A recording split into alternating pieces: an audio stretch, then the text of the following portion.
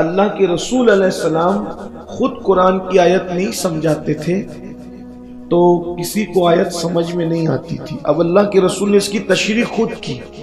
اب جو تشریح کی ہے وہ تفسیر خازن میں لکھی ہوئی ہے.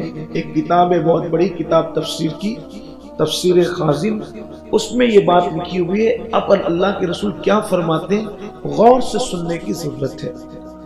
اللہ کے رسول علیہ السلام فرماتے ہیں جو تمہارے بدن میں کھجلی ہوتی ہے، کبھی پیر کھجا رہا ہے، آپ کا ہمارا کھجاتے ہیں، کبھی سر کھجا رہا ہے، کبھی پیٹھ کھجا رہی ہے.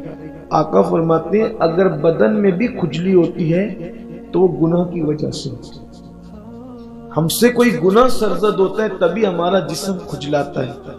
یعنی اب آپ غور کر لیں کہ اللہ نے مومن کو وہ شان عطا کی ہے کہ اگر ہم گناہ کرنا چھوڑ دیں تو کبھی ہمارے بدن میں کھجلی بھی نہیں ہوئی. کتنی عبرت کی بات ہے یہ. یعنی اللہ کے بندے اس زمین کے اوپر ایسے ہیں کہ کبھی ان کا بدن نہیں کھجلاتا، وجہ وہ گناہ نہیں کرتے. بے شمار بندے ایسے ہیں. اور ہمیں جو کھجلی آتی ہے تو اللہ کے رسول علیہ السلام فرماتے ہیں جو تم پر کھجلی آتی ہے، اگر تمہارا بدن کھجلی کرے تو یہ بھی تمہارے گناہوں کی وجہ سے. پھر فرمایا کہ کبھی چلتے چلتے تم لڑکھڑا جاتے. ایسا ہوتا ہے اپنے ساتھ کہ ہم چلتے چلتے لڑکھڑا جاتے ہیں. اللہ کے رسول علیہ السلام نے فرمایا یہ جو چلتے چلتے تمہارے قدم لڑکھڑاتے ہیں یا تمہارے پیر ڈگمگاتے ہیں تو وہ بھی تمہارے گناہوں کی وجہ سے. اس کا مطلب یہ نکلتا ہے کہ اگر ہم گناہ کرنا چھوڑ دیں تو کبھی ہمارے پیر چلنے میں بھی ڈگمگائیں گے نہیں انشاءاللہ. یہ مومن کی شان ہے، اور قوموں کی بات نہیں ہو رہی، یہ مومنوں کی، ایمان والوں کی بات ہو رہی ہے. دوسری قوم تو کلمہ ہی نہیں پڑھے ہیں تو ان کا تو سونا بھی گناہ ہے. اس نیند میں تو بھی وہ کفر میں تو گناہ ان کا مسلسل لکھا جا رہا ہے. لیکن ہم پر معاملہ ہو رہا ہے کہ اگر تمہارے قدم لڑکھڑا رہے، ڈگمگا رہے تو اللہ کے رسول علیہ السلام فرماتے ہیں یہ بھی تمہارے گناہوں کی وجہ سے.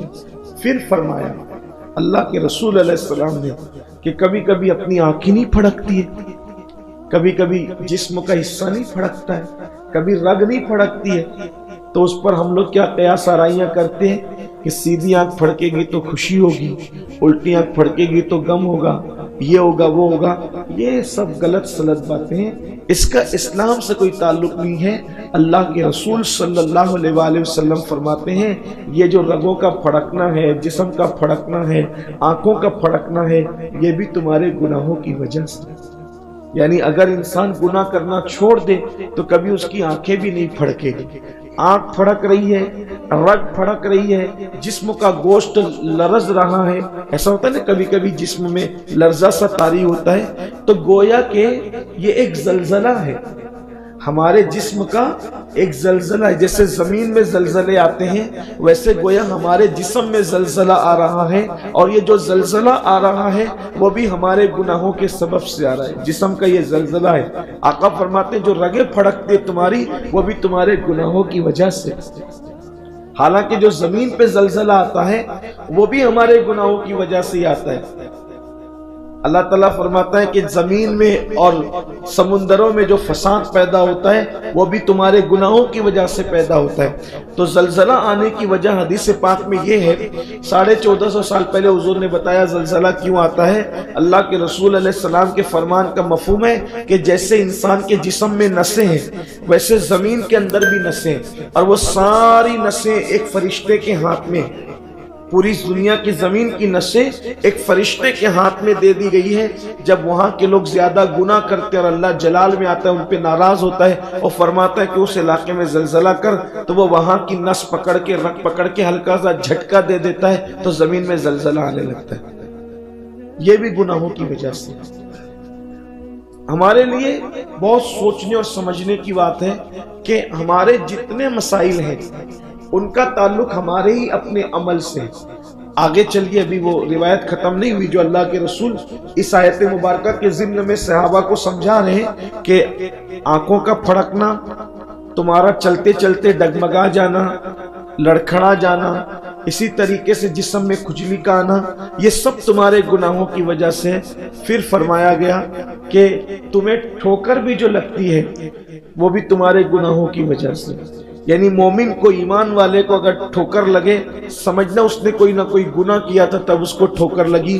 फिर फरमाया गया सूफिया किराम की आदत थी कि अगर उनको ठोकर लगती तो वो आ या ऊ इस तरह की आवाज निकालने की बजाय फौरन पहले अल्लाह की बारगाह में इस्तगफार पढ़ते थे, अल्लाह की बारगाह में तौबा करते थे, क्योंकि उनको ये पता था कि अल्लाह के हबीब सल्लल्लाहु अलैहि वसल्लम ने फरमाया कि मुसलमान को, मोमिन को ठोकर भी नहीं लगती मगर उसके अपने अमल की वजह से।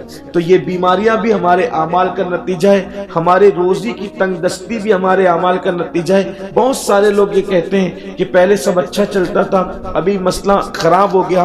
तो हमें बैठकर कभी तन्हाई में गौर करना चाहिए कि हमसे कोई गलती तो नहीं हो रही है, हमसे कोई बुराई तो नहीं हो रही है, हमसे कोई जुर्म तो नहीं हो रहा है। बहुत सारी गलतियां हमारी ऐसी है कि जो हमें पता भी नहीं चलता कि हमसे गुनाह हो रहा है, और हम लाशऊरी तौर पर गुनाहों के अंदर मुब्तला होते चले जाते हैं और हम ज़वाल पजीर होते चले जाते हैं। पहले कभी हम सोचते हैं कि हमें बड़ी इज्जत मिलती थी, अब समाज में वो इज्जत न रही। घर के अंदर बहुत खुशियों का माहौल था, अब ऐसा कोई खुशियों का माहौल न रहा। ये सारी चीजें हमारे लिए जो है वो हमारे गुनाहों के सबब से होती है। तो बंदे को चाहिए कि हर वक्त वो अल्लाह की बारगाह में डरते हुए तौबा करता रहे, इस्तिगफार करता रहे, अल्लाह की बारगाह में गिड़गिड़ाता रहे। याद रखिए, जब हम किसी मसले में उलझते हैं तो हम मसले में उलझने के लिए फिर क्या करते हैं, हम आते हैं किसी पीर साहब के पास, किसी आलिम साहब के पास, सैयद साहब के पास, माँ बाप के पास, इसके पास, उसके पास, सबसे कहते हैं कि दुआ करो ताकि हमारे मसाइल हल हो। यकीनन दुआ करवाना चाहिए, दुआ सबसे कराना चाहिए। सैयदना फारूक आजम रदी अल्लाह ताला तो मदीना मुनव्वरा के छोटे छोटे बच्चों से कहते थे कि मेरे लिए दुआ कर दो।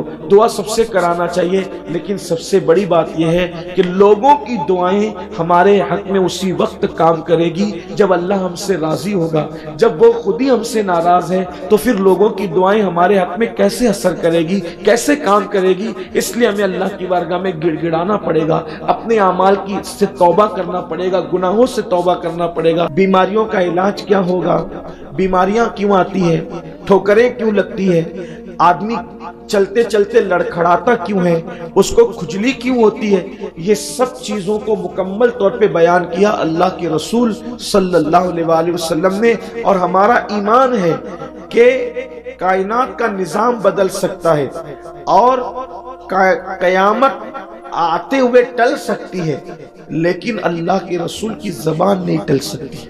उन्होंने जो कह दिया, जैसे पत्थर पे लकीर होती है, पत्थर पे बनाई हुई लकीर भी कोई मिटा सकता है, लेकिन मुस्तफ़ा जान रहमत ने जो फरमा दिया उसको कोई बदल नहीं सकता, उसको कोई तब्दील नहीं कर सकता। तो अब जिस रसूल के कहने पर हमने अल्लाह को एक माना, जिस रसूल के कहने पर हमने कुरान को अल्लाह की किताब मानी, अब वही रसूल फरमा रहे हैं तुम्हारी बीमारियां हो, तुम्हारी तंगदस्तियां हो, चलते हुए तुम्हारा लड़खड़ाना हो, या तुम्हारा जो है वो ठोकर खाना हो, या तुम्हारे चराग का बुझ जाना हो, या तुम्हारी औलाद का तुम्हारा नाफरमान हो जाना हो, या हुक्मरान का तुम्हारे लिए सख्त दिल होकर तुम पे जुल्म करना हो, ये सब हमारे बुरे अमल के सबब से है। अब हमें करना ये है, उसका हल भी बताया अल्लाह के रसूल ने। अल्लाह का फरमाता है कि तुमको मेरी बारगाह में गिड़गिड़ाना होगा, अपने गुनाहों से तौबा करना होगा, कसरत से मेरा जिक्र करना होगा। अब आप मुझे बताएं, हम किस कदर नादान कि हमें गुनाह के लिए टाइम मिल रहा है, हमें बुराइयों के लिए टाइम मिल रहा है, लेकिन अल्लाह के जिक्र के लिए हमारे पास टाइम नहीं है, वक्त नहीं अल्लाह के जिक्र के लिए, हम वक्त नहीं निकाल पा रहे। हालांकि अल्लाह का जिक्र बहुत बड़ी चीज है, अल्लाह का जिक्र बड़ी चीज है। अल्लाह का जिक्र इतनी बड़ी चीज है कि जब हम जमीन पर अल्लाह का जिक्र करते हैं तो अल्लाह फरमाता है आसमानों में मैं तुम्हारा जिक्र करता हूं। तुम अल्लाह का जिक्र करते हो, अल्लाह तुम्हारा जिक्र करता है। फिर फरमाया इंसानों के मजमे में तुम मेरा जिक्र करते हो, फरिश्तों के मजमे में मैं तुम्हारा जिक्र करता हूं। تنہائیوں میں تم میرا ذکر کرتے ہو، اپنی شان یکتائی کے ساتھ میں تمہارا ذکر کرتا ہوں اس شان کے ساتھ۔ تو جب ہم اللہ کہتے ہیں، اللہ اکبر کہتے ہیں، سبحان اللہ کہتے ہیں، الحمدللہ کہتے ہیں، لا حول ولا قوت الا باللہ العلی العظیم کہتے ہیں، یہ لا الہ الا اللہ کہتے ہیں، یہ سب آسان ذکر ہے، ہم سب کر سکتے ہیں، لیکن کرتے نہیں، بلکہ بڑی معذرت کے ساتھ مسلمانوں کی زبان پر ذکر الہی کی بجائے گالیاں ہیں، گالی۔ اور گالی کیا ہے؟ حدیث پاک میں آتا ہے کہ جو دنیا میں زمین کے اوپر گالی دے گا، مرتے وقت اس کی زبان پہ کلمہ نہیں آئے گا، بلکہ مرتے وقت بھی اس کی زبان پہ گالیاں آئے گی، اس کا خاتمہ بھی ایمان پر نہیں ہوگا۔ یہ ڈر ہے، یہ اندیشہ ہے۔ بزرگوں نے فرمایا کہ گالی دینے والا جب دنیا سے جائے گا تو ڈر ہے کہ مرنے سے پہلے کہ اس کا ایمان نہ چھین لیا جائے۔ ہم نے گالیاں دی، اپنے بچوں کو گالیاں دے کر کے گالیاں سکھائی۔ میرے آقا صلی اللہ علیہ وآلہ وسلم کے دیوانوں، کتنا بڑا المیہ ہے کہ جس قوم کو ذکر الہی کرنے کا حکم دیا گیا، کتنا بڑا المیہ ہے جس قوم کے لیے فرمایا گیا کہ اپنی زبانوں کو اللہ کے ذکر سے تر رکھو، اس قوم کا حال یہ ہو گیا کہ ان کی زبانوں پر گالیاں ہیں۔ جس قوم کو کہا گیا کہ گناہ کرو گے تو بیماریوں میں مبتلا ہو جاؤ گے۔ اچھا، کچھ لوگوں کا دماغ اس طرح چلتا ہے، وہ کہتے ہیں مولانا جو بھی ہو رہا ہے قبر میں جو ہوگا دیکھا جائے گا، میدان محشر میں جو ہوگا دیکھا جائے گا۔ یہ اپنے دماغ کا خبط ہے، غلط فہمی ہے کہ اگر ہم گناہ کریں گے تو اس کی سزا قبر میں ملے گی، گناہ کریں گے تو اس کی سزا آخرت میں ملے گی، اس لیے ہم دلیر ہو رہے ہیں۔ یاد رکھیے، قبر میں جو سزا ملے گی وہ تو ہے ہی ملنا، محشر میں جو سزا ملے گی تو وہ ہے ہی بڑی خطرناک، وہ ہے ہی ملنا، لیکن گناہ کی سزا دنیا میں ہی ملا کرتی ہے۔ اور اللہ اپنے بندوں کو بتاتا ہے کہ بندے، جب تیری دنیا کی سزا اتنی سخت ہے جو میں تجھے دے رہا ہوں کہ تو تڑپ رہا ہے، بے چین ہو رہا ہے، تو جب دنیا میں تجھے یہ سزا دے رہا ہوں تو تو سدھر جا، توبہ کر، ہوشیار ہو جا۔ تو جب دنیا کی سزا اتنی خطرناک ہے تو آخرت کی سزا کتنی خطرناک ہوگی۔ یہ دنیا کی سزائیں جھلکیاں ہیں، جھلکیاں۔ اب آپ سوچو، صرف ہمارا سر ہی درد کرے، توجہ کرنا، اگر کبھی ہمارا صرف کچھ نہیں ہو، صرف سر ہی درد کرے، یعنی کہ ہلکا ہلکا میٹھا میٹھا جو سر میں درد ہو اس کی بات نہیں کرتا، تیز کا درد ہو تو ہم کیسے تڑپنے لگتے ہیں۔ اب آپ مجھے بتائیے کہ جب ہم اللہ کی دی ہوئی سزا کے طور پر، اللہ جب بطور سزا اگر ہمارے سر میں صرف درد ہی پیدا کر دے تو ہم اس کو برداشت نہیں کر سکتے، تو وہ جو آخرت کے اندر جو چابک لے کر کے فرشتے موجود ہیں، ہتھوڑے لے کر کے جو فرشتے موجود ہیں، جہنم کے جو بچھو جہنم کے اندر انتظار کر رہے ہیں اللہ کے نافرمان لوگوں کا، ہے برداشت کرنے کی طاقت؟ سر کا درد جو دکھ بھی نہیں سکتا، جو پکڑ میں بھی نہیں آ سکتا، ہم اس کو برداشت نہیں کر سکتے، اور ہم دلیر کتنے ہو گئے، بہادر کتنے ہو گئے۔ ارے چھوڑ یار، یہاں عیش کر، جو قبر میں ہوگا دیکھیں گے، جو حشر میں ہوگا۔ میرے بھائی، اللہ یہاں تجھے سزا دے کر کے تجھے گویا کہ سگنل دے رہا ہے، بندے سدھر۔ تو اپنے سر اور کمر کا درد برداشت نہیں کر رہا ہے، تیرا ناخن ٹوٹ جاتا ہے اور ڈاکٹر اگر کھینچ لے تو اس کو برداشت نہیں کر پا رہا ہے، تو وہاں کا وہ عذاب کیا برداشت کرے گا؟ اس لیے پلٹ اللہ کی طرف، دوڑ اللہ کی طرف، معافی مانگ اللہ سے۔ اللہ کے رسول علیہ السلام فرماتے، حضور سید المعصومین، اللہ کے رسول تمام معصوموں کے سردار ہیں، گناہ کبھی ان کے قریب سے گزر کے بھی نہیں جا سکتا۔ وہ فرماتے ہیں، میں ایک دن میں 70 مرتبہ اللہ کی بارگاہ میں توبہ استغفار کرتا ہوں۔ کیوں؟ امت کی تعلیم کے لیے۔ اور ہم پاپی گنہگار سیاکار کیا ایک بار بھی دن میں اللہ کی بارگاہ میں رجوع کرتے؟ کبھی توبہ کرتے؟ کبھی اللہ کی بارگاہ میں پلٹتے؟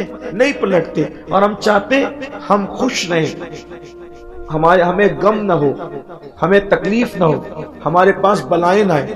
بالکل خوش رہو گے، زمین کے اوپر بھی خوش رہو گے، زمین کے اندر بھی خوش رہو گے۔ گناہ کرنا چھوڑو۔